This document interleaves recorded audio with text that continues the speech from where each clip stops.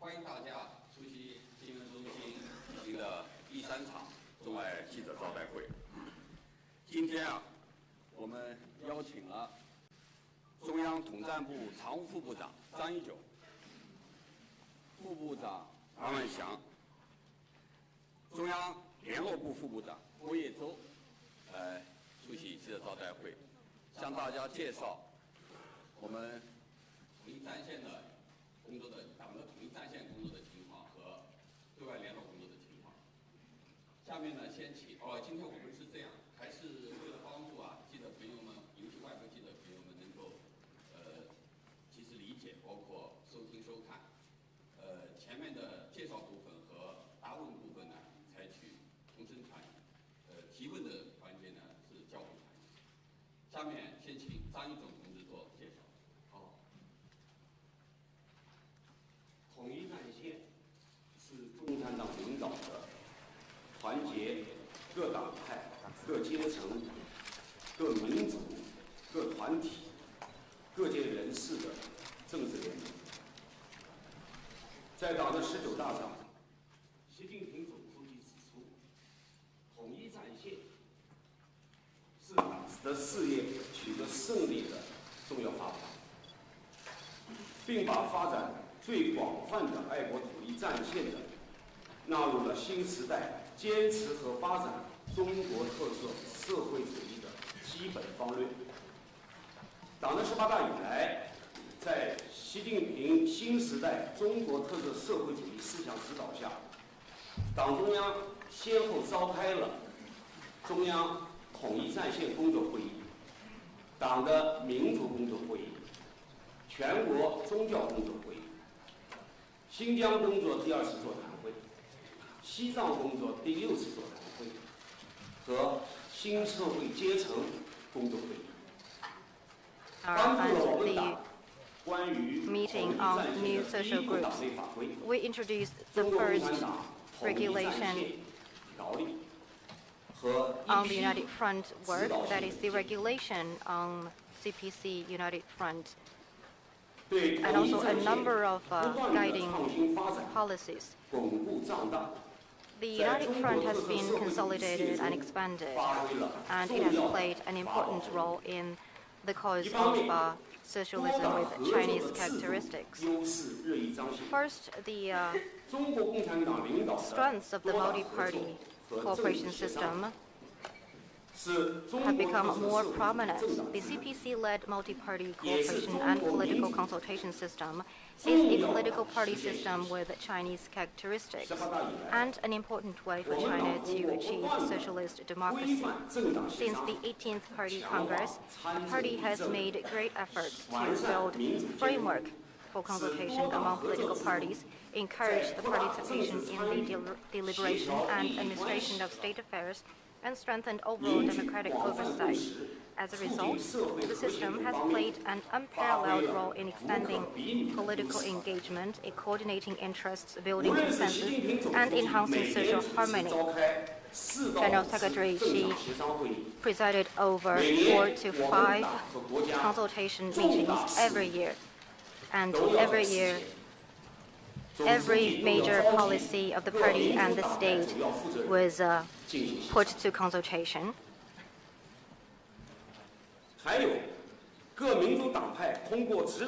Non-CPC parties have leveraged the express train to provide views and suggestions to CPC Central Committee and the State Council. This has ensured democratic and thoughtful decision-making of the party and the government. Central committees of the non-CPC parties have concentrated on the oversight of poverty alleviation efforts and have conducted innovative changes to the oversight of work in relevant areas. A large number of non-CPC party members hold the post of NPC, the government departments, and judicial organs. CPPCC is part of this Patriotic United Front. It has convened regular consultations, conducted democratic oversight, and participated in the deliberation and administration of state affairs. It really reflected the strength and features of Chinese democracy.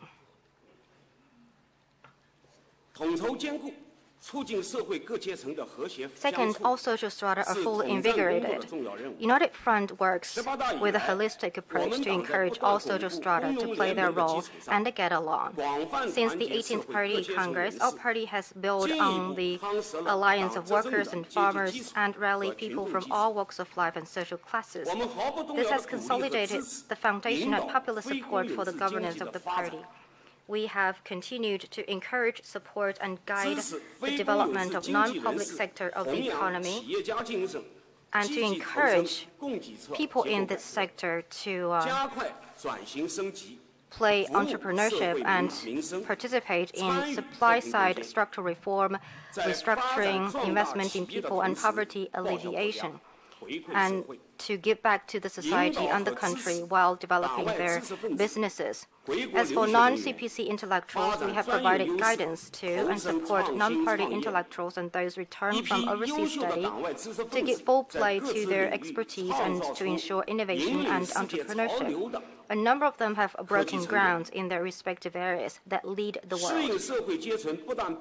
In the field of new social groups, we have adapted to the trend of diversified social groups to expand the scope of United Front work, which now include non-party people working in management and technology sector in private and foreign businesses, intermediaries and social organizations, freelancers, and the new media.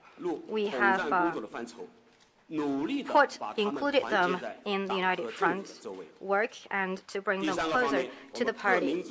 Third, all ethnic groups in China are endeavoring for common development and prosperity. Since the 18th Party Congress, CPC has stayed committed to the policy on ethnic groups with Chinese characteristics, improve the ethnic regional autonomous system, and support ethnic groups and ethnic groups' inhabited areas to accelerate economic growth and improve their people's livelihood. We have stepped up human resources training, fostered driving forces, intensified poverty alleviation, and promoted equal access to public services so that everyone can share in the progress of reform and development. We are cultivating a sense of community for the Chinese nation, and we have deepened education to create enabling conditions for all ethnic groups to live, work, and learn from each other in harmony. This has deepened the exchanges, communication, and integration among ethnic groups. We have handled ethnic affairs on a legal basis and implement the CPC Central Committee's principles on Tibet and Xinjiang, enhanced coordination of management and service to migrant ethnic population, protected their legal rights, and take a firm stand against separatism. This has served to safeguard the national unity, ethnic solidarity, and social stability. Fourth, provided guidance to the religions so that they can adapt themselves to socialist society. Since the 18th Party Congress, the CPC Central Committee has acted in accordance with the policies on religious work, strengthened policy guidance, comprehensively implemented freedom of religious belief and the principle that religions in China must be Chinese in orientation, and applied socialist core values to advance the development of religions, and applied Chinese core values to nurture religious cultures. We protect the lawful rights and interests in the sector, and we promote law-based religious work and strengthen the legal system.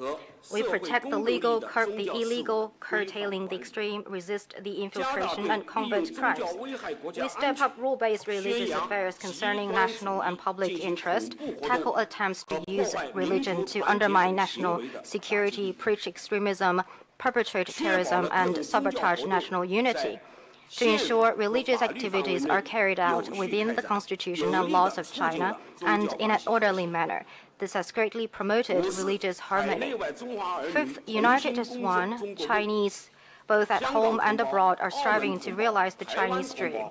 compatriots from Hong Kong, Macau, and Taiwan, overseas Chinese nationals, are all sons and daughters of the Chinese nation, bonded by blood with their compatriots in the mainland. Since the 18th Party Congress, the United Front, aiming at realizing the great rejuvenation of the Chinese nation, has achieved unity to the greatest extent, and it drawn a wide range of overseas Chinese to support reform and development of the country and defend the country's core interests. We stay committed to one country, two systems, Hong Kong people administering Hong Kong, Macau people administering Macau, and a high degree of autonomy, support Hong Kong and Macau in growing their economy, raising people's living standard, promoting democracy, harmony, deepen exchange and cooperation with the mainland, and promoting sustained prosperity and stability of Hong Kong and Macau.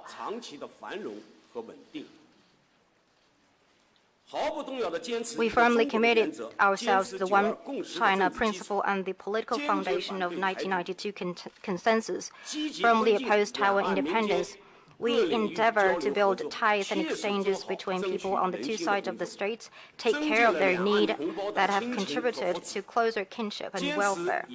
We put the interests of overseas Chinese first, with better services, uphold their wisdom and support them while ensuring their interests, and encourage overseas Chinese nationals to participate in the modernization drive of China and reunification of the country, and stand against separatists worldwide and support reunification, carry forward Chinese culture and promote friendship between the Chinese people and people across the world. All this has come down to the fact that we have consolidated the mind and political foundation for the United Front work. All political parties, social groups, ethnic groups, organizations, and people from all walks of life have shown pride and firm conviction in the prospect of China and have shown confidence in the nation's development and confidence in the path, theory, system, and culture of socialism with Chinese characteristics. We believe that under the strong leadership of the CPC Central Committee with Comrade Xi Jinping at its core, we will realize the great Chinese dream of national renewal. Thank you. Thank you, Vice Minister Zhang. Now I give the microphone to Vice Minister Guo. Good morning, everyone. It's my privilege to have this opportunity to meet with you.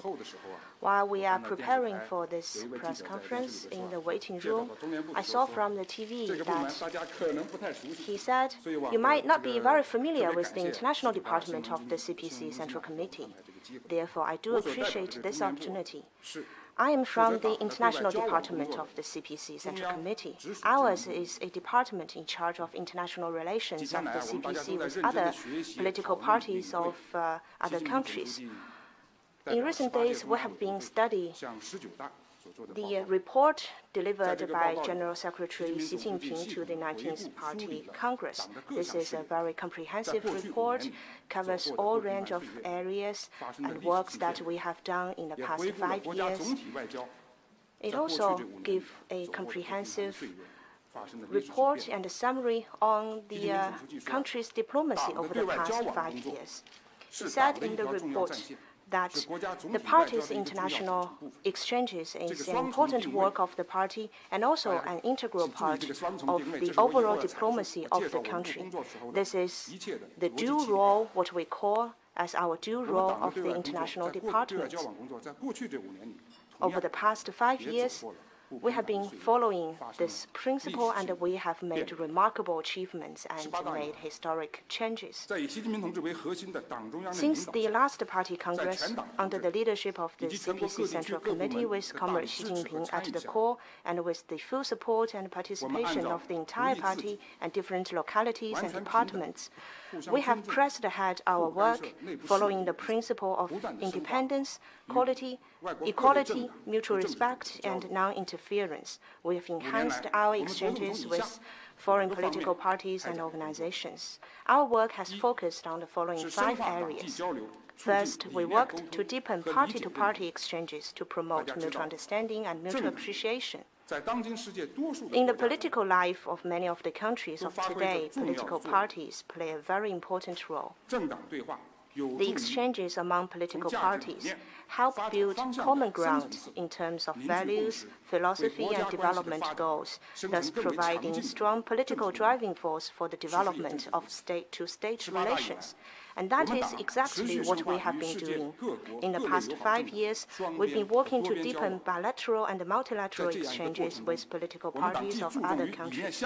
During this process, we communicate not only with those who share our ideas, but also with those whose ideas might be different.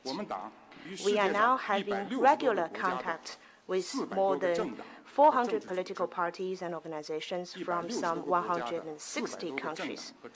That is 400 political parties from 160 countries. An all-round party diplomacy that covers a wide range of areas and multiple levels has now taken shape. I wish to mention in particular that the direct exchanges between General Secretary Xi Jinping and other state and party leaders with leaders of foreign political parties are very important, because such strategic communication is also a very important political guidance to our work. Second, we worked to let the voice of the CPC be heard for better understanding and greater support. The CPC is the core leading all endeavors of socialism with Chinese characteristics. One should first understand the CPC if he wishes to know China. After the last Party Congress, the world has a growing interest on China on the CPC, and they are having an increasing attention on General Secretary Xi Jinping's thought on state governance. Given that growing interest, we have been trying in recent 5 years to tell more about the party and to help others better understand the party's major policy initiatives, including General Secretary Xi Jinping's thought on state governance. I believe some of you have participated in the events that we have organized. After the 18th Party Congress and each of the following plenary sessions, we've organized thematic briefings and seminars for foreign friends. And after this 19th Party Congress, we will also host a major thematic briefing, and we will invite experts and those who have participated in the drafting of the report to brief you on relevant events. And also we've sent delegations to around the world to talk on relevant topics. During those events, we aim to introduce the new ideas and new philosophy of General Secretary Xi Jinping's thought on state governance. Now, we have Xi Jinping's thought on socialism in the new era. So we share with others the ideas and strategies of General Secretary Xi Jinping's thought, and also share with you CPC's philosophy and experience. Third, we've worked to serve the overall diplomacy and resolutely safeguarded national interests. Upholding national interests is something inherent in our external work. General Secretary Xi Jinping has stressed on multiple occasions that as we pursue major country diplomacy with Chinese features, it is of paramount importance that we must follow the leadership of the party and resolutely uphold the governing position of the party and political security of the country. This is also our principle number one when we carry out party diplomacy. Over the past 5 years, we have been working intensively to safeguard and uphold national sovereignty, security, and development interests. From the G20 Hangzhou Summit to Belt and Road Forum for International Cooperation and to the BRICS Xiamen Summit, party-to-party diplomacy has played an active role on major international events hosted by China. Also, during those events, we have received strong support and participation from our international cooperation partners. This gives us a stronger confidence that we are not alone as we pursue the right and just cause for mankind. Fourth, we worked to promote people-to-people connectivity for stronger social support. General Secretary Xi stressed that the amity between the people holds the key to state-to-state relations. The close link with the people is one fine tradition of the CPC. Such a fine tradition also requires that when we carry out international exchanges, we need to not only talk to those political figures and the leaders of political parties, but also pay equal importance and attention to public diplomacy and the exchanges between the people. Just give you one example. After the Belt and Road Initiative was proposed, our department has founded the Belt and Road Think Tank Alliance. Among its members are all major domestic research institutions and over 100 foreign entities, basically covering the majority of mainstream think tanks of Belt and Road partner countries. As the ruling party, the CPC offers general support to civil society organizations of China to go global. We encourage them to take an active part in the events hosted by international NGOs and to cooperate with NGOs and civil society organizations of other countries, especially those from the Belt and Road partner countries, in order to build mutual understanding of the people, deepen their friendship, and explore ways of cooperation. Fifth, we worked to expand our circle of friends for peace and development of the world. China needs the understanding and support of others as we pursue peaceful development. Likewise, the lofty cause of peace and development of mankind also calls on more to put in their efforts. We are the international department of the CPC. It is our mission to make more friends and work for peace and development. We communicate on a daily basis, not only with the ruling, participating, and non-ruling political parties and organizations, but also with friends from all sectors of the society, including think tanks, media, and civil society organizations. You may have read from the news that every day since the opening of the 19th Party Congress, we have received messages of congratulations from party and state leaders of other countries, as well as other leading organizations. They've sent us their congratulations and best wishes to the CPC, as well as new ideas on future dialogue and cooperation on party-to-party exchanges. It's fair to say that the network of friends of the CPC covers both political parties and governments, ruling and non-ruling alike, and governmental and non-governmental alike. And the circle of friends is still expanding. General Secretary Xi said in the report that the CPC strives for both the well-being of the Chinese people and human progress. To make new and greater contributions for mankind is our party's abiding mission. I believe such a noble mission and a lofty cause will attract more to join us as we march toward the future. Friends from the press, we also learned from General Secretary Xi's report that we need to enhance exchanges and communication with political parties and organizations of different countries. And according to the amendments to the party constitution, we need to follow relevant principles in developing relations with other political parties.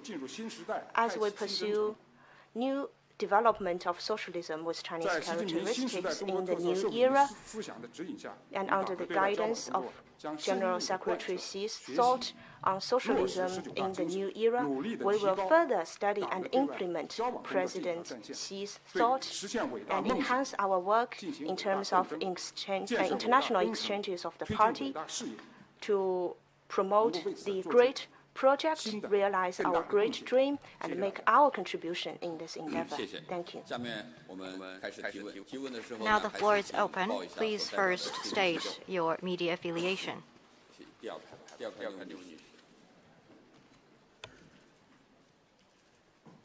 好，谢谢郭主任，我是来自于中央人民广播电台的记者。我们注意到目前各地的统战部长都是由同级的党委常委来担任的，而且去年的中央统战部也新设了2个局。那么我的问题就是，这是否意味着中国共产党把统一战线的这样一个方针政策放到更重要的位置之上了？那么在执政60多年后，中共为什么还如此的重视统一战线呢？谢谢。I'm with the China National Radio.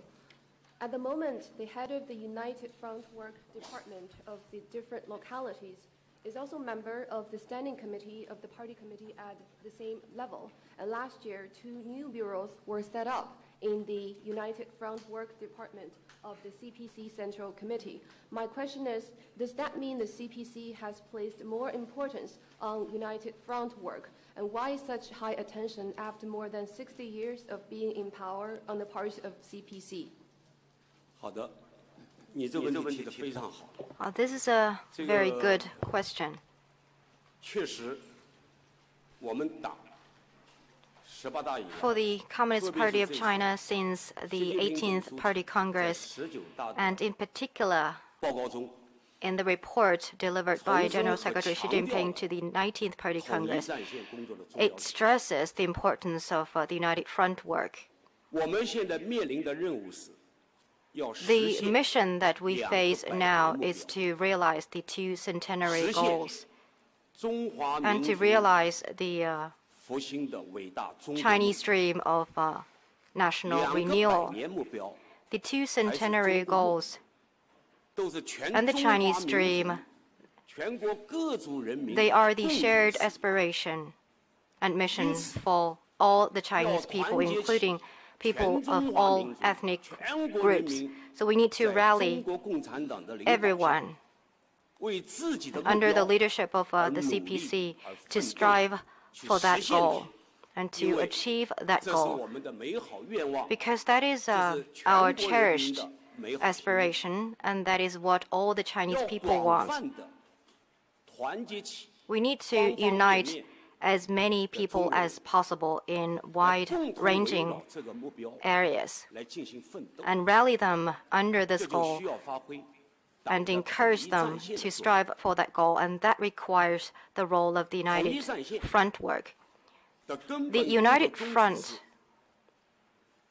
is to serve great unity and great solidarity.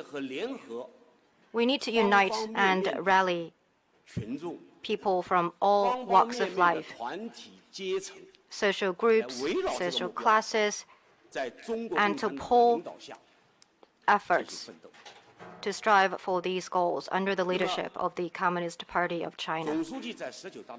In the report, General Secretary Xi pointed out that the United Front work is an important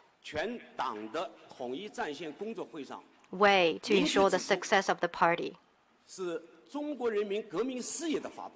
It is an important way to ensure the success of China's revolution cause. It took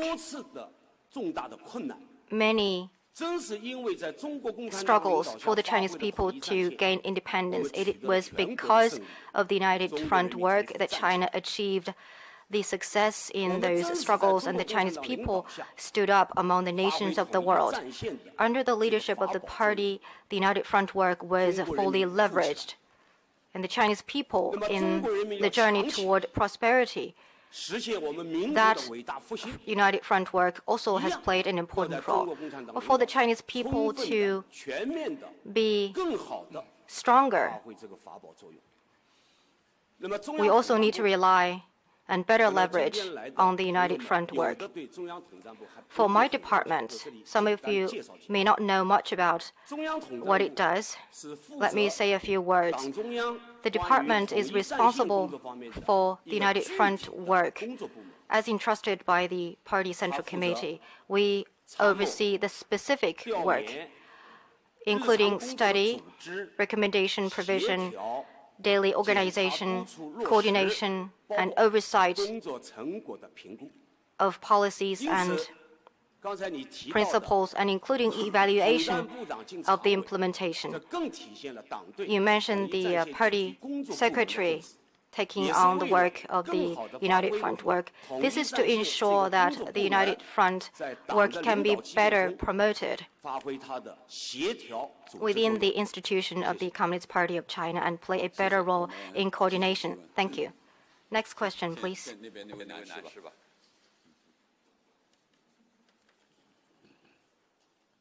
谢谢郭主任，我是光明日报融媒体记者。中国一直积极参与国际事务，对外工作方面，习近平总书记提出了一系列重要的论述，体现重要思想。请问，党的对外工作如何践行这些重要思想和理念？谢谢。With Guangming Daily, China has taken an active part in international affairs, and General Secretary Xi Jinping has put forward important thoughts and ideas on China's foreign policy. In practice, what efforts have been made in the party's international exchanges to implement these important thoughts and ideas? 好，谢谢你的提问。 Thank you for your question. 就像我刚刚在发布词当中所说的那样 I said in my opening remarks that President Xi Jinping and General Secretary Xi Jinping paid special attention to the international exchanges of the party. During different posts that he has taken in the past, he has always attached great importance to this work, offering personal guidance and personally participated in the international exchanges of the CPC. Based on his analysis of world development trend and China's future destiny, General Secretary Xi has made a series of instructions and put forward important requirements on CPC's international exchanges. These are very comprehensive, scientific, and systematic. For time's sake, I will not elaborate too much on the specifics of these instructions, but they together provide answers to questions such as what we should do, what do we do, how do we do it, for whom and by whom. These are important answers to questions in our theory and in our practice. And together they form General Secretary Xi's important thought on the international exchanges of the party. It is an integral part of the theoretical system of socialism with Chinese features and the latest results of our efforts to adapt Marxism to the Chinese context. It is also the manual for action, guiding principle, and useful instrument as we advance the party's international work. Over the past 5 years, the work of our international department has been centered around the implementation of General Secretary Xi's thought on the external work. To be specific, the fundamental purpose of our work is to always safeguard the governing position of the party and political security of the nation, and we have a dual role, that is to promote the international exchanges of the party and also be an integral part of the country's overall diplomacy. And we have been working actively to integrate party diplomacy, public diplomacy, and people-to-people exchanges. And to be more specific, we have 4 major tasks, which are to promote party-to-party exchanges, doing research, strengthening friendship, and carry out our publicity work.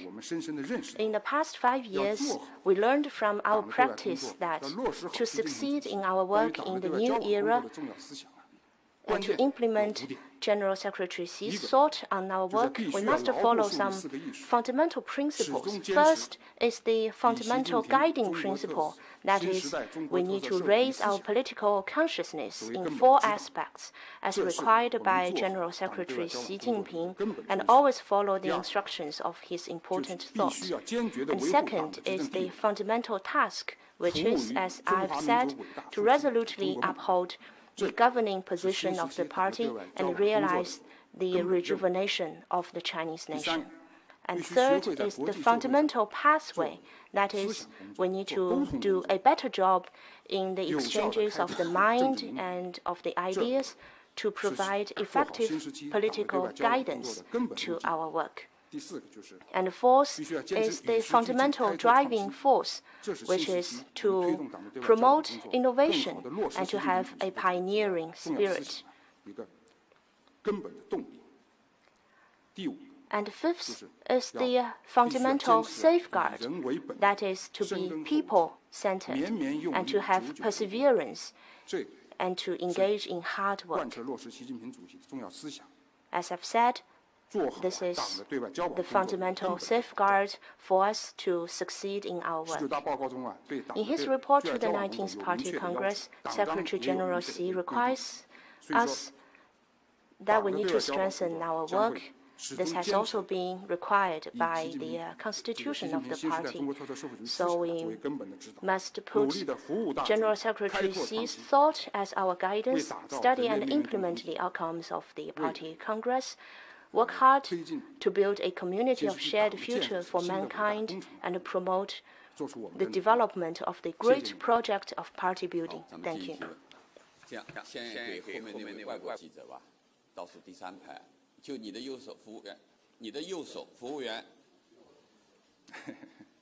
外国记者，对对对。Hi, from Bloomberg News. A question for Goya Zhou. Has China's relationship with North Korea deteriorated in the last year? Specifically, has China's party-to-party relationship deteriorated? And when was the last time that Minister Song Tao had a high-level meeting with the North Korean counterpart? Thank you. 我的问题是提给郭部长的。似乎在最近几年，中朝关系有所恶化，尤其是两党之间的关系也变得更糟。我想问，上次宋涛部长与朝方的相应的官员的高层交往是什么时候？谢谢。我的名字叫郭叶洲，不是郭亚洲。My name is Guo Yezhou. It seems that your pronunciation was not very correct just now. 中朝啊，是近邻。 China and the DPRK are close neighbors. We've maintained traditional friendship and cooperation. Both of us know that it's important for us to safeguard and develop the relationship between our two countries. It serves not only the interests of both sides, but also is of great importance to safeguarding peace and stability of the region. You mentioned about party-to-party relations between our two countries, and you said this is very important in promoting state-to-state relations. Between the CPC and the Workers' Party of Korea, we've had some traditional friendly exchanges. As for when and how and at which level we will carry out exchanges, it depends on the needs of both sides, as well as for which time is convenient. This is my answer to your question.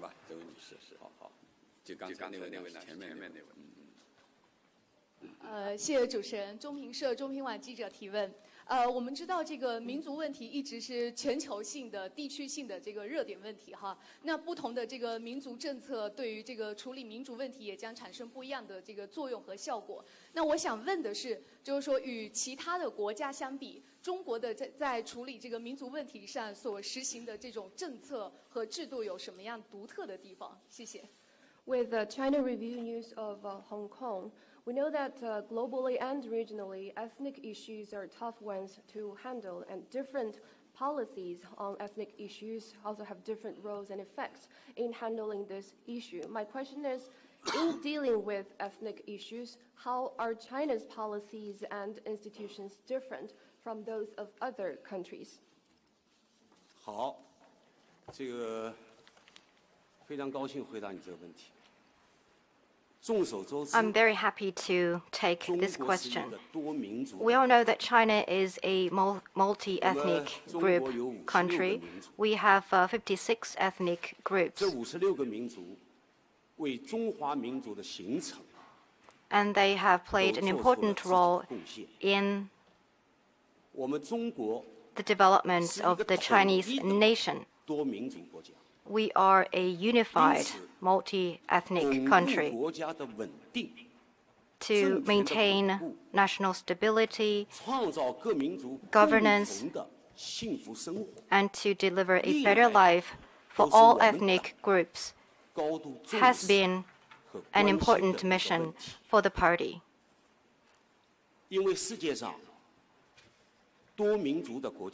Around the world, there are many countries who have multi-ethnic groups. Because of the differences in history, culture, and national reality, each country is exploring its own path to handle ethnic affairs. The CPC has been basing on the sense of responsibility to serve the Chinese people and the Chinese nation in terms of unification, common prosperity, and common development. When it comes to ethnic policy, we have formed a policy with Chinese characteristics, as stated by General Secretary Xi Jinping. Before the founding of the new China in 1947, we advocated the first autonomous government in Inner Mongolia, and that started the practice of ethnic regional autonomy system. We now have 5 province-level regions: Guangxi, Ningxia, Tibet, Inner Mongolia, and Xinjiang. We have 30 autonomous prefectures and over 150 autonomous counties. In your question, you asked about what unique advantage we have. I will put it this way. That is the strength of China's ethnic regional autonomy system. And I will elaborate on this in several aspects. First, at the core, we uphold equality to ensure equal rights of all ethnic groups in the administration of state affairs and in maintaining their legitimate rights and interests. We prohibit discrimination or oppression against any ethnic group. One example from the National People's Congress, that is the supreme organ of power, and also the State Council and CPPCC, there are large numbers of leading officials and members of special committees are from ethnic groups. The largest groups have population over 10 million, and the small ethnic groups may just have several million members. But they can participate in the People's Congress and CPPCC at county, city, and provincial levels, and they exercise equally their rights to participate in state affairs. That is the first strength. Second, great ethnic unity and solidarity. We respect and protect their customaries, practices, and traditions. We roll out education programs nationwide and conducted outreach programs.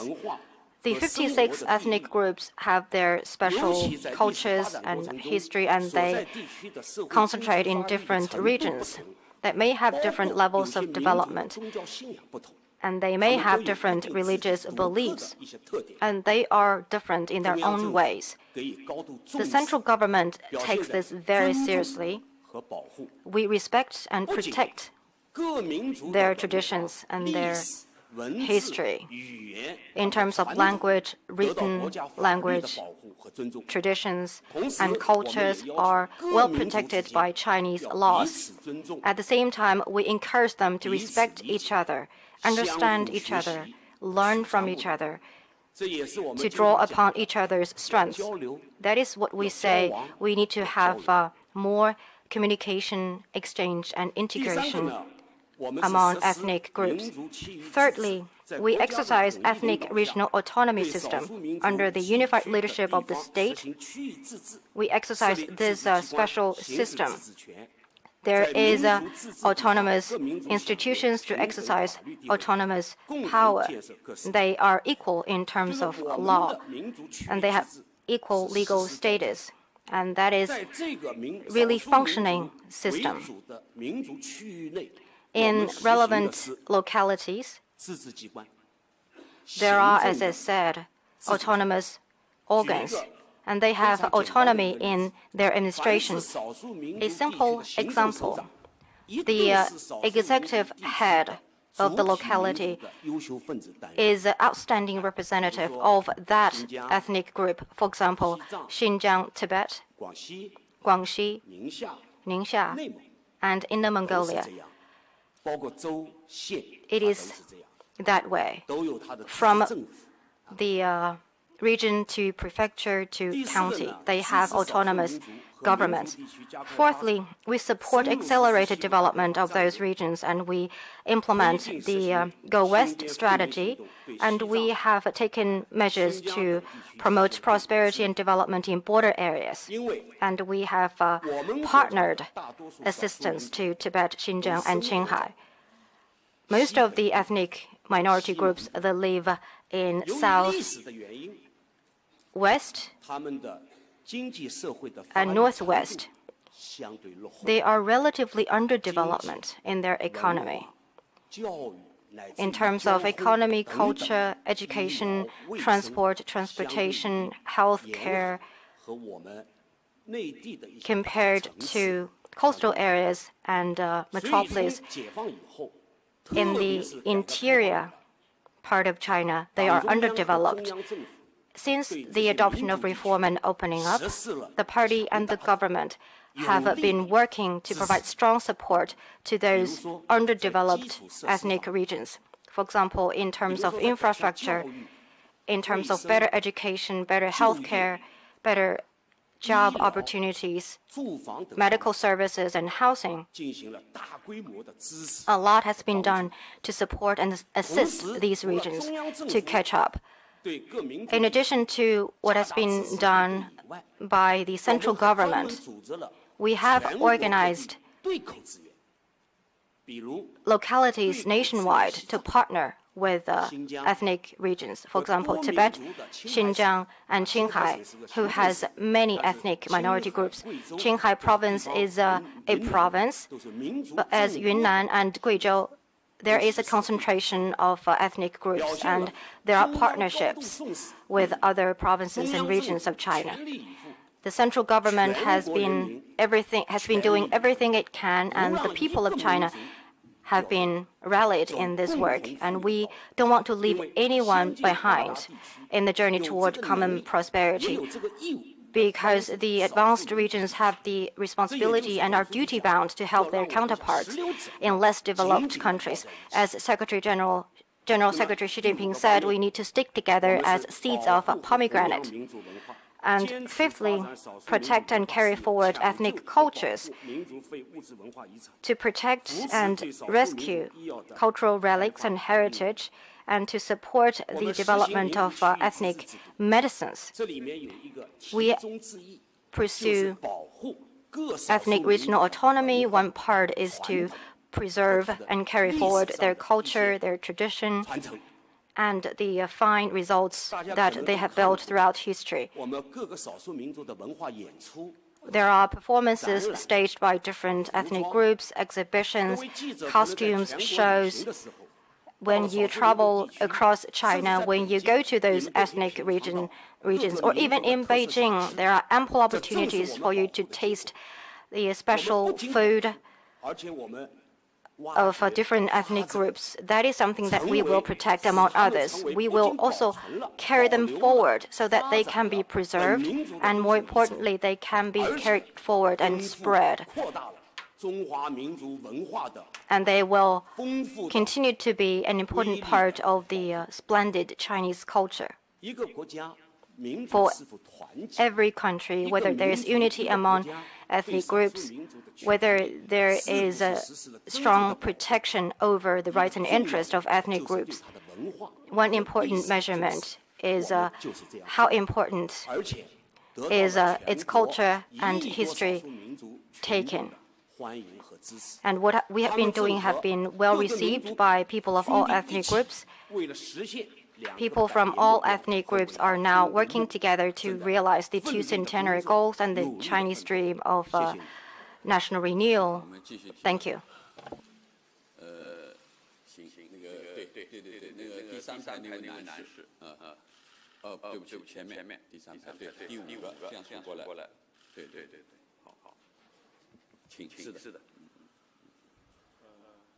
I represent the Associated Press of Pakistan.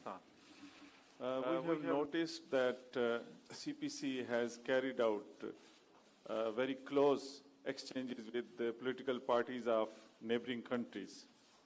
What role these intra-party exchanges have played in promoting bilateral relations between China and neighboring countries? I request Mr. Gao to answer this question. 来自巴基斯坦联合通讯社问题提给郭部长。我们注意到中国共产党与周边国家政党的交往非常的密切，请问这些交往为促进中国与这些国家的双边关系发挥了怎样的作用？中联部的郭部长。这个台上有2位姓郭的这个人士，特别感谢。Thank you. I'm from the International Department of CPC. Thank you for your question.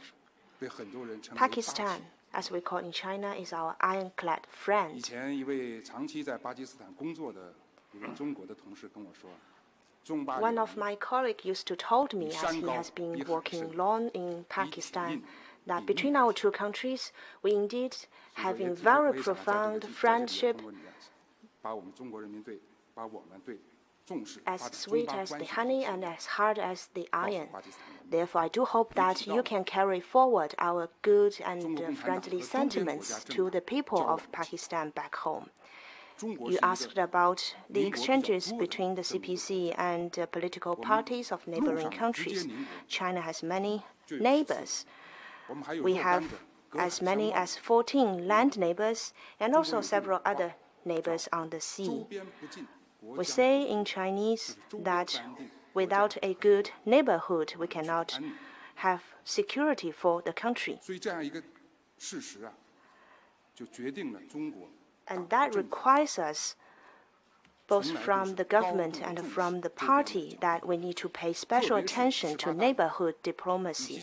Since the last party congress, the Central Committee of the CPC with General Secretary Xi Jinping at the core has been paying special attention to neighborhood diplomacy. We have hosted for the first time in the history of the party and the nation a special work conference on neighborhood diplomacy proposed the principle of amity, sincerity, mutual benefit, and inclusiveness, and the policy of forging friendships and partnership with its neighborhood. Such are the guiding principles for us to enhance friendly exchanges and cooperation with our neighboring countries. And it is under those principles that our department, conduct our exchanges with parties of neighboring countries. And this has played a very important role in the development of relations between China and the neighboring countries.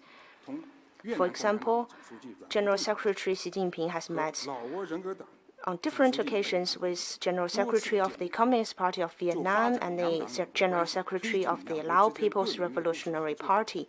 Their meetings have played a very important role in promoting the practical cooperation between our two parties, respective parties, and between our peoples, and they have reached many important consensus, thus providing the strategic guidance for the development of China-Vietnam and China-Laos relations. And also between our political parties, we have regular exchange mechanisms and seminars on theories and philosophy of the party. Those activities have promoted our capacity building in state governance and in the building of our party. And as I've said before, we also have exchanges and communication with the Workers' Party of Korea. If we look at the north side of China, we are also having cooperation, very close cooperation with political parties from Mongolia and Russia. For example, with Russia, we have regular exchange mechanism with that the ruling party of Russia, actually two major platforms. One is the dialogue between the ruling parties, and the other is a political party forum. These two platforms have played a very important role in the development of the strategic partnership between China and Russia. between China and Japan. We also have exchanges between our political parties. And as the influence of China and the CPC keeps growing, different neighboring countries around China, from Northeast Asia, Southeast Asia, South Asia, and Central Asia, are paying special attention to party-to-party exchanges. Many of them have proposed while visiting China that they hope to visit their old friends in the Central Department of the CPC. Thanks to our efforts, we have established a diversified platform for dialogue and cooperation with major political parties of those countries at different levels and covering different areas. This has promoted the bilateral relationships development as well as the development of the region, and also helped us in properly handling some regional hotspot issues. In the future, we will continue to uphold the major principles in party-to-party exchanges to develop our party-to-party exchanges. In his report, President Xi stressed that we need to follow the principle of amity, sincerity, mutual benefit, and inclusiveness, and the policy of forging friendship and partnership with its neighbors. This is one important guiding principle for us. We hope that with our efforts, we can enhance exchanges with political parties of neighboring countries, thus promote the friendship and relations between our countries, promote the friendship, and enhance our exchanges and cooperation in the economic and security area, and in this way contribute to the common development of China and the relevant countries, and contribute to peace, stability, and prosperity of this region.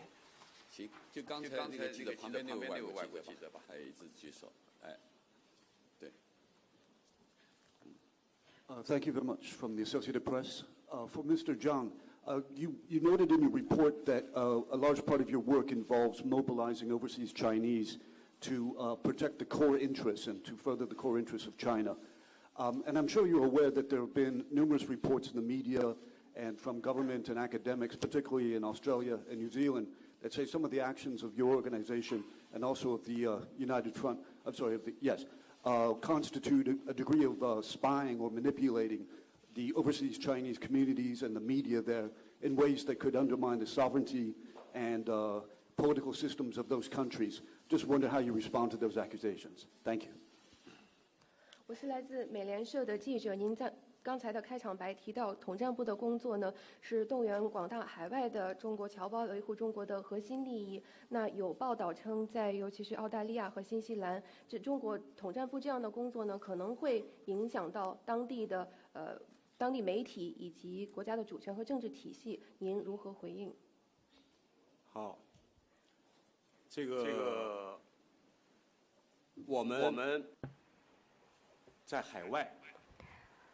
In other parts of the world, we have a large number of overseas Chinese. And they are there because of what has happened in history. After reform and opening up, a large number of Chinese nationals settle in other parts of the world. Historically, Chinese, they traveled across oceans to settle in other countries. They have Chinese, they are Chinese descendants, but they are the citizens of other countries. For overseas Chinese community, you mentioned Chinese in Australia and New Zealand. For those people, we actually encourage them to engage with local people in the receiving countries. We ask them to respect the laws and regulations of the countries that they live in, respect culture, history, way of life in those countries. Likewise, we hope the foreign nationals living in China would respect China's laws and regulations, China's history, culture, and traditions. We also encourage them to return to China or to China, which is the ancestral place of some Chinese who are already citizens of other countries, to get an understanding about how China is today and to contribute to the motherland or the country that is their ancestral home in their own ways. As I said, we ask Chinese community overseas to respect the laws and regulations of the receiving countries and to become a welcome member of those countries. We also hope that they can play a bigger role in promoting the engagement and exchanges between China and other countries. Actually, they have been playing an important role, and we hope they will continue to do so. Thank you. 我是中央电视台和中国国际电视台的记者。我想问一个关于这个多党合作制的问题。现在呢，世界上大多数的国家都是多党制，有一些社会主义国家是一党制，而中国呢是这个多党合作制。但是有一些个西方的媒体同行可能对这个多党合作制不太了解，他们在报道中我们注意到，经常是把中国称为一党专政或者一党独裁，用这样的词汇来形容中国的这个制度。那么我想问一下，就是说从统战的角度来看，这个多党合作有什么作用？这些个民主党派存在，他们的意义是什么？还有就是在树立了这个习近平同志为核心的党中央之后，这个多党合作，执政党和民主党派他们之间的配合应该如何进行，来进一步的夯实这样的一个制度？谢谢。好的。With the CGTN. Most of the countries in the world have a multi-party system, and some socialist countries have a one-party system. China adopts a multi-party cooperation system, and some in the West may not know very well this system. My question is, what are the role of this system, and how will the CPC Central Committee cooperate with the other political parties to enhance its work? 好，这个问题请我的同事中央统战部的副部长阮万祥同志回答。I will invite my colleague, Vice Minister Ran, to take this question. This is indeed a very good question. For China's political party system, it is attracting growing attention from other parts of the world. China's political party system is the CPC-led multi-party cooperation and political consultation system. The structure of this system is the leadership of CPC, China Democratic League, Revolutionary Committee of the Kuomintang, China Democratic National Construction Association, China Association for Promoting Democracy, Chinese Peasants and Workers Democratic Party, China Party for Public Interest, or Zhigong Party, Jiusan Society, and Taiwan Democratic Self-Government League. There are 8 non-CPC parties. The CPCC is an important part or organization of the CPC-led multi-party cooperation system. Executive Vice Minister Zhang, in his opening remarks, talked about this system. Since the 18th Party Congress, guided by Xi Jinping's thought on socialism with Chinese characteristics for a new era, the multi-party cooperation cause in China has made good progress. The system is working effectively. It is showing great strength and vitality. It's like a towering mountain.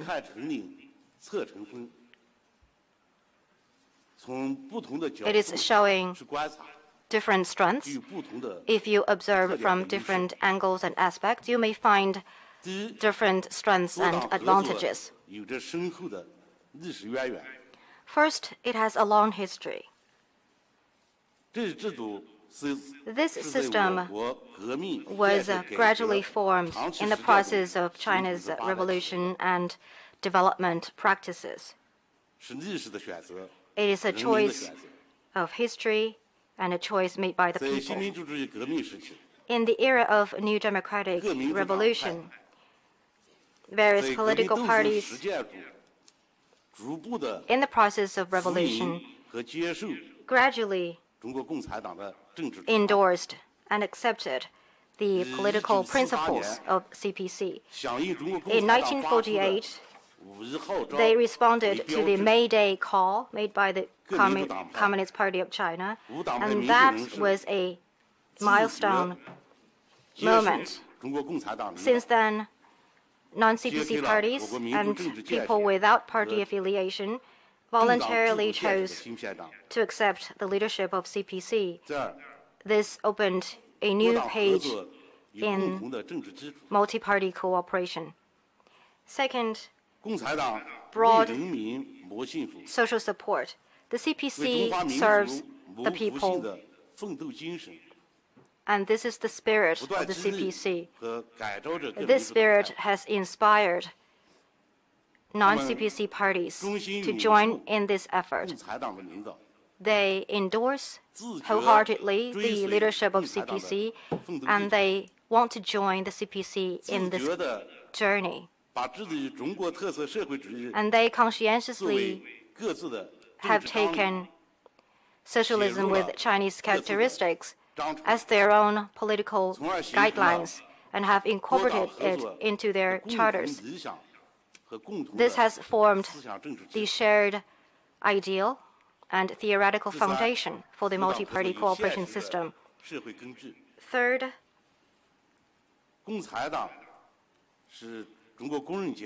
there is the need or relevance in today's China. This system represents the interest of all Chinese people.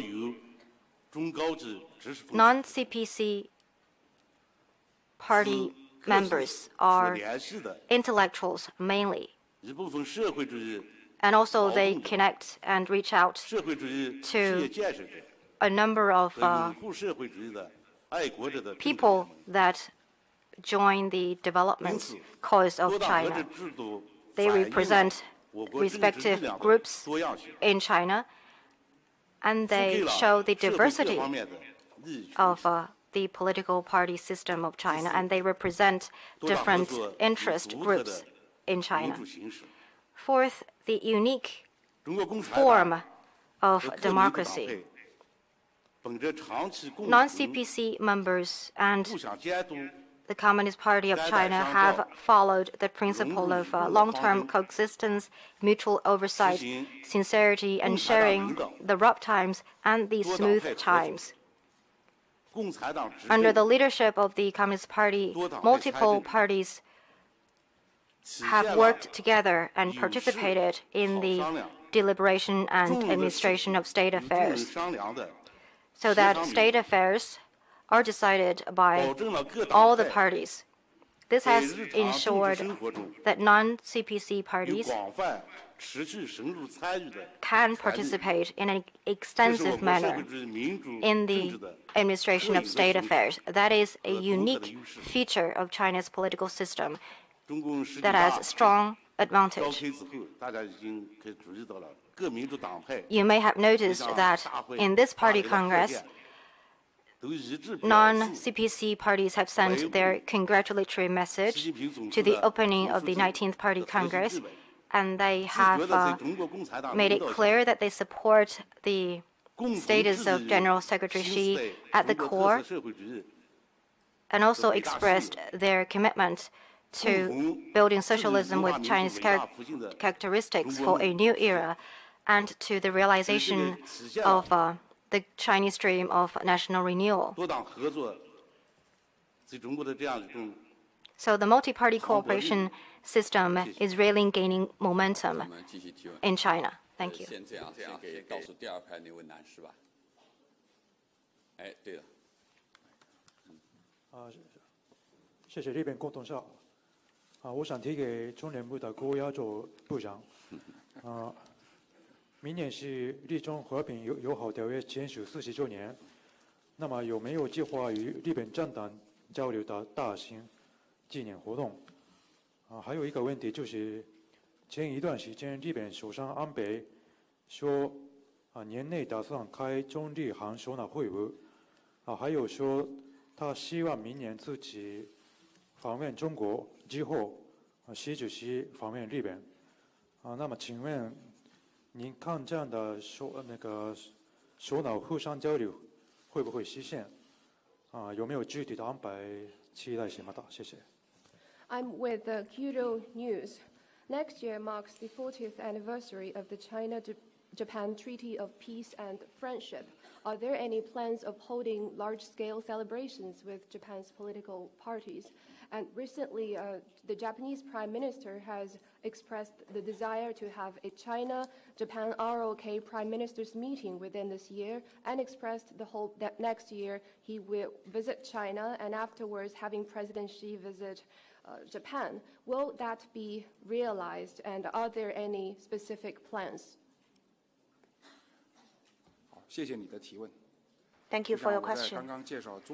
I said before, as I tell you about the international exchanges between China and the neighboring countries, I mentioned about China-Japan party exchanges. This is one outstanding feature as well as important part of China-Japan exchanges.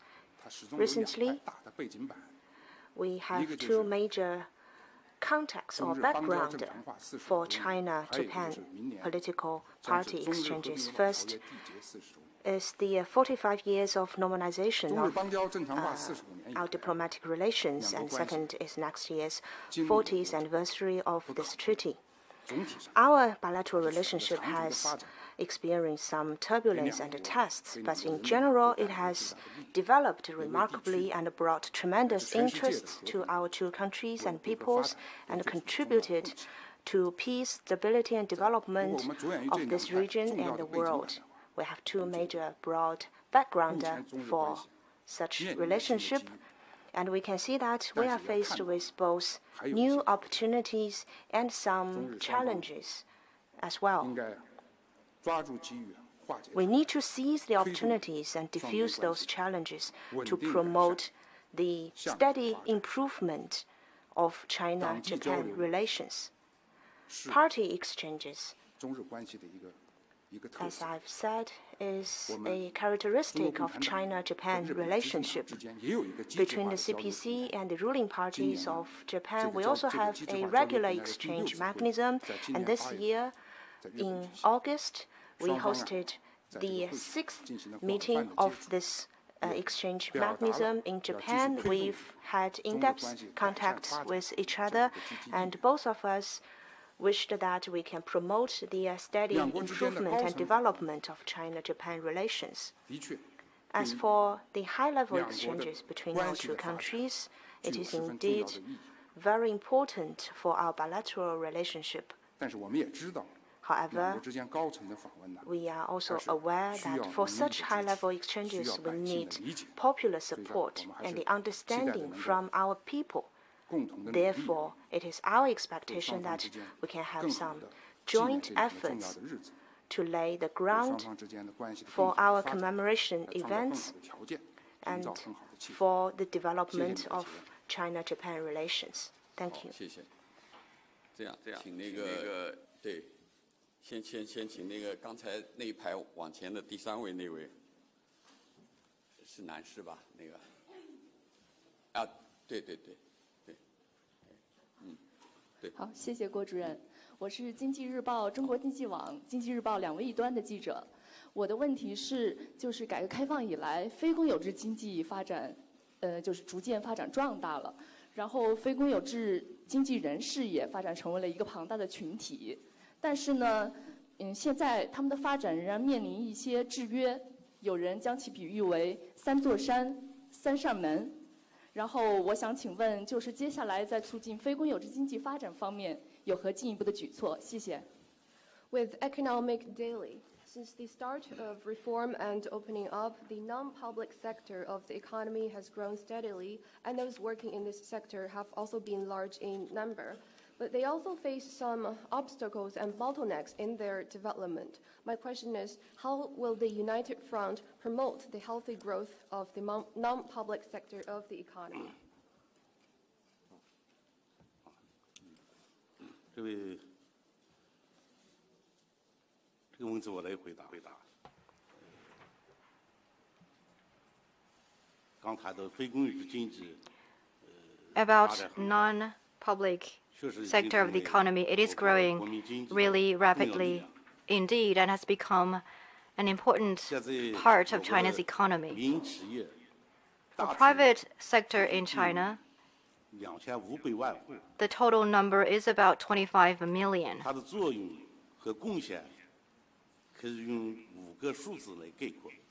And they are making great contribution to China's economy that can be summarized as follows.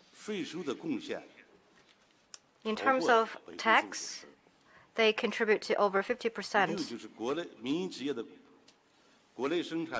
In terms of GDP and fixed asset investment and foreign investment, they take up over 60%. By 7, I mean that the number of private businesses in high-tech sector is over 70%. And by 8, I mean that they contribute to over 80% of urban jobs. And by 9, I mean that they contribute to over 90% of newly created job opportunities. So 5, 6, 7, 8, 9.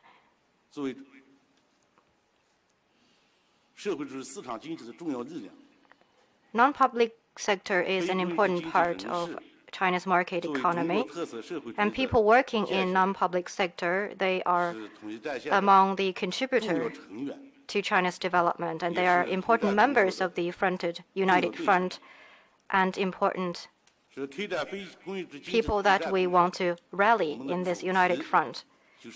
So for the United Front in this sector, we will try to serve the goal of promoting healthy growth of non-public sector of the economy and encouraging those working in this sector to achieve success. So too healthy. And our United Front work is concentrated on those two objectives. To be more specific, our work is in the following 3 aspects. First, organization and better guidance.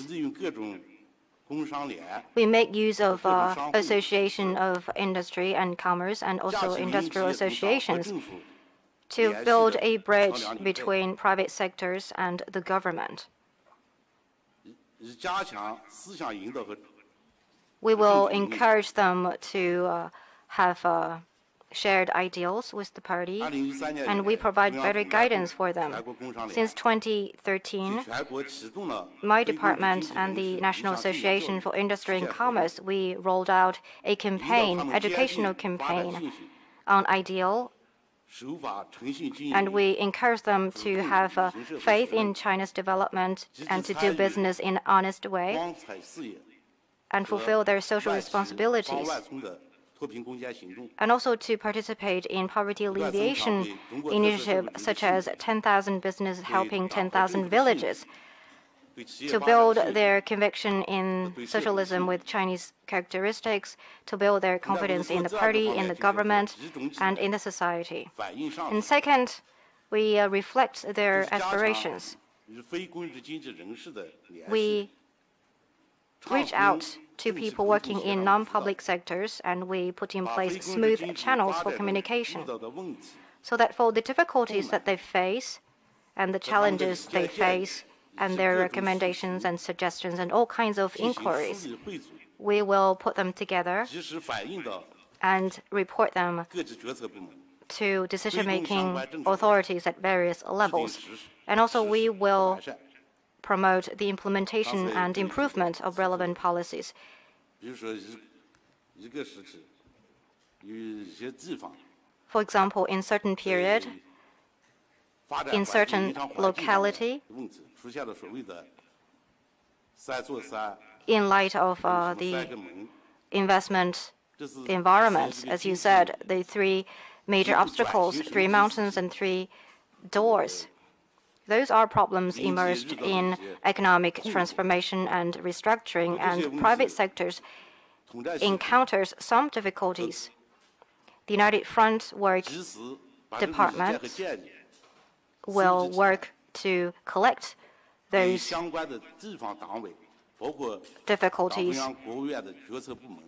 and opinions and to report them to the party and the State Council and decision-making authorities at various levels. In order to remove the obstacles, the 3 mountains, 3 doors, a number of policies and regulations have been introduced with a view to addressing the challenges faced by private sector and creating an enabling environment. So we help them get their views heard, and this itself is a strong support for non-public sector of the economy. In March 2016, Xi Jinping attended relevant workshop with the members of the Association of Industry and Commerce, and he made important remarks. In his remarks, he responded to the concerns of those working in non-public sector. And his remarks provided clear guidance for the non-public sector, which has really boosted the confidence and injected fresh impetus to the transformation of non-public sector. And third area of our work is mobilization and implementation. We mobilize the incentives or the enthusiasm of private entrepreneurs and businesses for various policies and regulations. We oversee their implementation. We hope that they can provide a better and enabling environment for the non-public sector. 3 mountains, 3 doors, those obstacles, more often than not, the problem is mainly with the implementation process. It's about the last mile of implementation, whether the policies can be really delivered at the end of the day. So in the past several years, we are committed to building cordial and clean government-business relationship, and we encourage regions and localities to provide equal market access, to address financing difficulties, and to bring in more talents and human resources. And those measures have been well received and welcomed by the private sector. Also starting 2013, entrusted by the State Council, the National Association of Industry and Commerce, for 7 times conducted third-party evaluation on the implementation of policies. The purpose is to review whether there is a deficiency in implementing relevant policies. That has played an important role in making sure that the policies are duly implemented and a good environment can be fostered for private business. Thank you.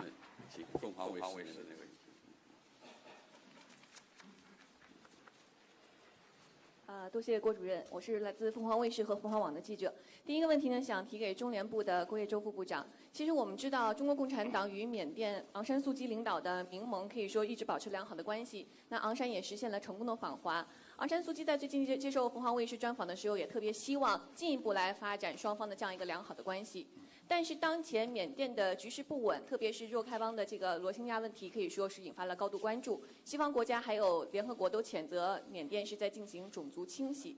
但是中国采取了支持缅甸来维护国家稳定的这样一个态度和立场。请问中方为什么要采取这样的立场？抱歉，第二个问题想请问给这个统战部的张副部长，我们非常关注达赖喇嘛的问题。因为我们知道，中方虽然一再表示了强烈的反对，但是少数的国家一直在持续邀请达赖喇嘛去访问。那么刚刚呢，达赖喇嘛结束了他的欧洲行程啊。我想请问，未来中方是否会采取更加进一步的新的措施来加强这种高压的反对？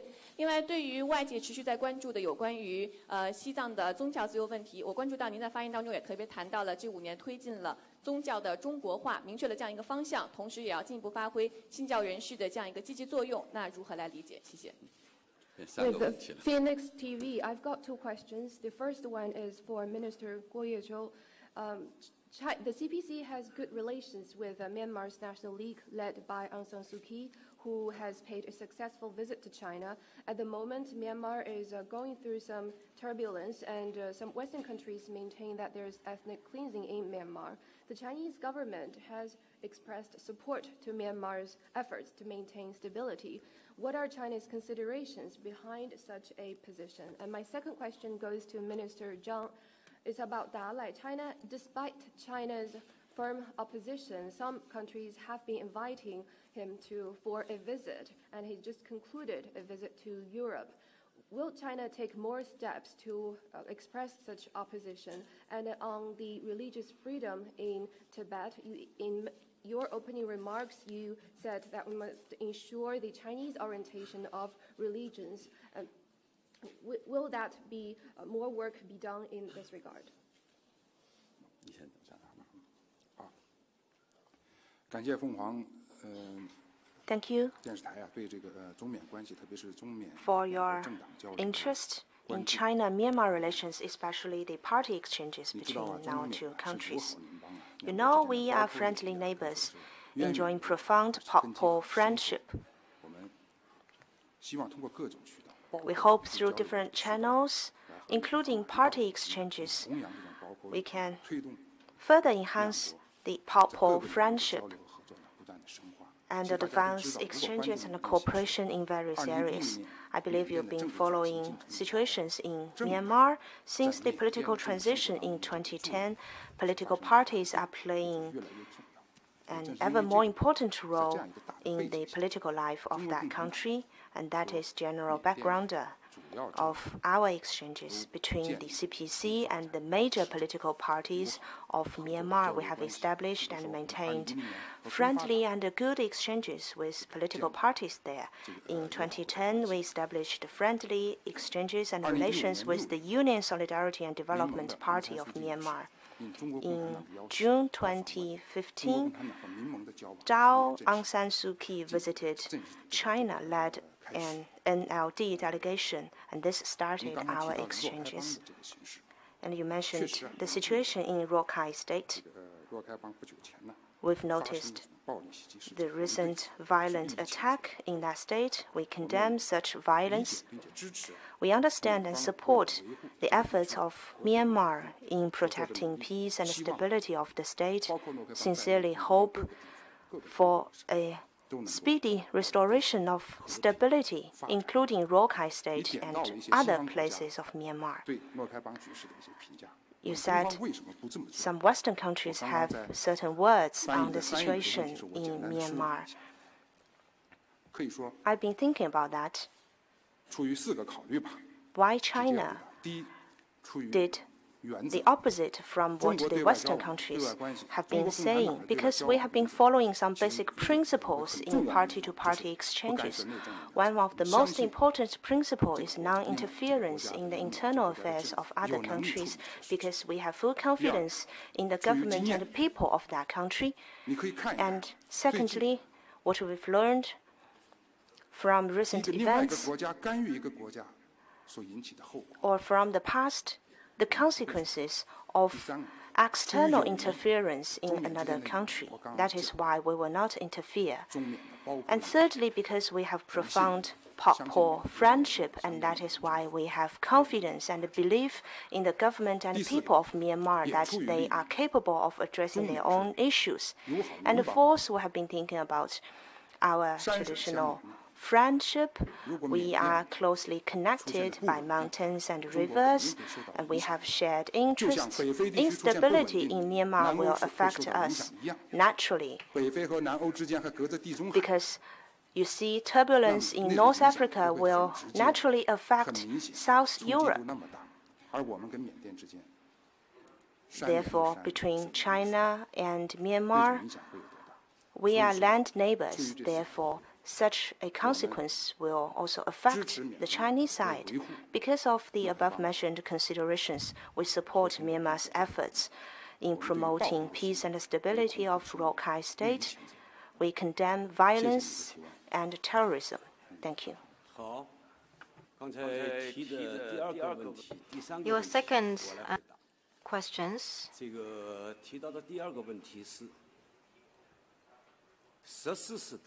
are about the 14th Dalai and his attempts to visit other countries in the world, and how will the Chinese government do to respond to that. First of all, I want to make it clear that the 14th Dalai,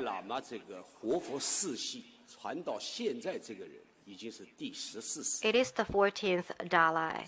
The living Buddha has been handed down throughout history. The 14th Dalai is a political figure under the cloak of religion.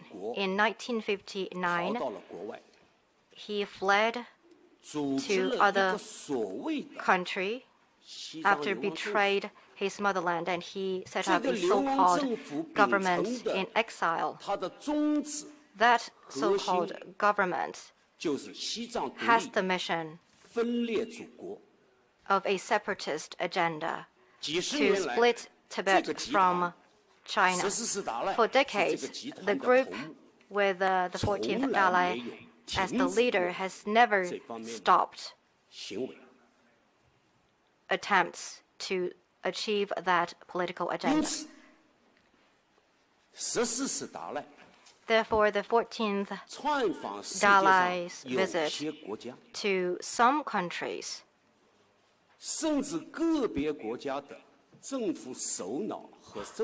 to visit political figures in some countries,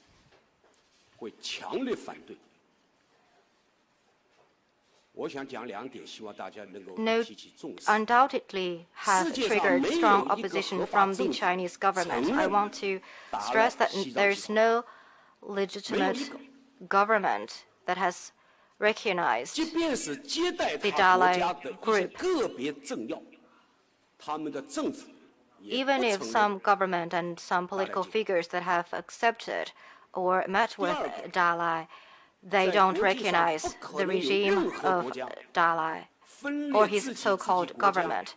And second, no country in the world, in the face of separatism of the motherland, would not lodge a protest against such an attempt to separate a part of China from the country. Every government would protest such visit or meeting. So for any country, any organization, or anyone to accept the visit to meet with the Dalai, in our view, is a major offense to the sentiment of the Chinese people. And also, since they have committed to recognizing China as the sole legitimate government representing China, their attempt contravenes their commitment, because this is a serious commitment. The Dalai, some may say that the Dalai is not a political figure, is a religious figure, and our officials meet with him in an unofficial, non-political capacity. But that's not true, that's not right, because for every official, they represent the government, and they are political figures. So we urge all to exercise caution and prudence, to bear in mind the respect for China's sovereignty and for their relations with China, their friendship with China. For the past years, the 14th Dalai has been seeking to visit other countries in the world, but there are few and few governments or government organizations that have received him. Usually it's a university that paid the Dalai to give a speech. And the university would immediately announce that I have no idea of other things. I only know that he is a religious figure. And such cases are reducing. So, for such a leader of a separatist group that is engaging in separatist activities, for any country or government to accept the visit, this is how we respond. On your second question about in Tibet, there is the need to protect or respect religious beliefs, and at the same time will encourage religious figures to play their role. In the context of Chinese culture, how are these two things related to each other? First, the Tibetan Buddhism originated in ancient China.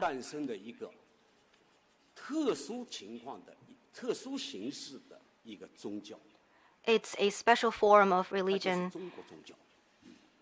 that originated within China.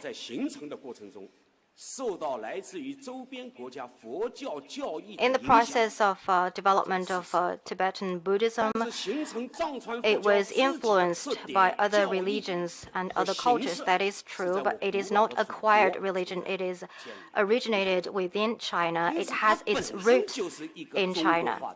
So it is an example of being Chinese.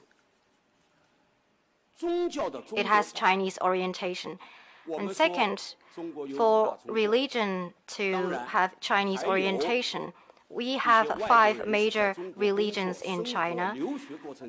There are also the cases of other religions, in addition to those 5 major religions in China who are practiced by foreign people who are working or studying in China. They are all protected in China. In China, it is the responsibility of the government as well as religious organizations to protect religions in China, and also to all those who practice religions. For every religion in the world, from their birth to their development, there is always a pattern. But one thing is clear: for a religion to survive and thrive, it has to be in the context of the situation, realities, and conditions and trends of the country that it is in. Otherwise, it will give rise to big problems, and there are ample opportunities throughout history, ample examples throughout history. In Tibet, we are encouraging Tibetan Buddhism to remain in Chinese orientation. It is mainly about introducing or incorporating the fine results of the Chinese culture in the teachings of Tibetan religion. Why is that? Because the Chinese culture itself has Tibetan Buddhism as one component. For the Chinese culture to be splendid, it is because it brings together the cultures of all 56 ethnic groups and all the religions in China. So the Chinese culture actually can nurture the teachings and tenets of Tibetan Buddhism, so that Tibetan Buddhism, its teachings and tenets could take in the latest fine results of the Chinese culture. It is also needed by the development of Tibetan Buddhism itself. Thank you. 第4排那位吧，也举了很长时间。谢谢。您好，我是新华社的记者。这个问题想提给郭宇洲副部长。我们知道当前国际社会非常关注中国共产党，特别是关注习近平总书记治党治国的思想。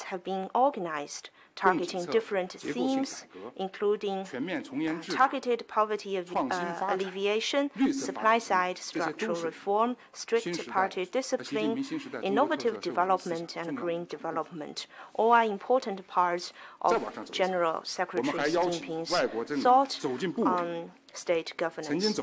We've also invited leaders of foreign political parties to visit different departments of the CPC Central Committee. They have visited our party schools, the international department, the organizational department, and other relevant agencies. And at the very top level, for leaders of the party and the state, they have personally engaged in direct exchanges with party and state leaders of other countries. This year, in November or early December, we will hold another CPC in dialogue with the world. This is an open platform for dialogue, and we will invite a very senior member from the CPC leadership to have direct interactions with party leaders from other countries. So we have covered all the levels of the CPC structure. This is how we invite others to visit China.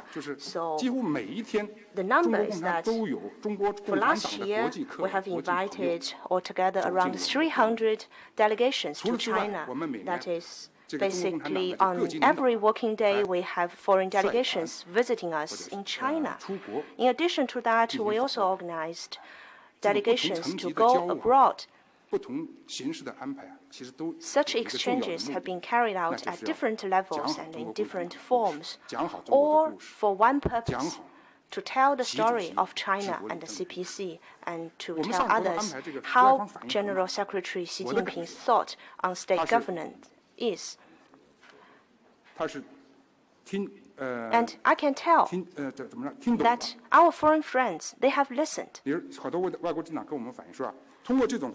I'm told by my foreign friends that such events at different levels, they got to learn from those events that the CPC is indeed carrying out a very comprehensive approach in leadership. They got to learn how local party communities implement central committees' policies, and what is indeed the strength of the party leadership. And they have felt for themselves that the CPC is indeed a hard-working party, a party that has kept abreast with the times, a party that is open, confident, and has a strong sense of responsibility. We have a fight against corruption, as you all know, and we should fight both the tigers and the flies, that is, the high-ranking and low-ranking officials alike. We often tell others about our anti-corruption campaigns. This has been a great inspiration for many foreign political party leaders. Maybe they are very interested in our experience, but, for example, it might be a coastal country because of different cultural background. They have different thinkings or understanding about this notion, so they have another expression that we should catch both the big fish and small fish. That is another expression of the same idea. This is just one example of how we tell the story of the CPC, how we let the work of the CPC be heard by the world. We have been doing this at different levels of the CPC. And for our department, we are a functional department under the Central Committee. We are trying our best to let more foreign friends to know about the CPC, and I do hope friends from the press can help us in this endeavor. 上午的记者会就到此结束。下午3点，我们在这里邀请国家发改委主任何立峰和相关负责人来出席记者招待会。欢迎大家参加，谢谢大家。Thank you.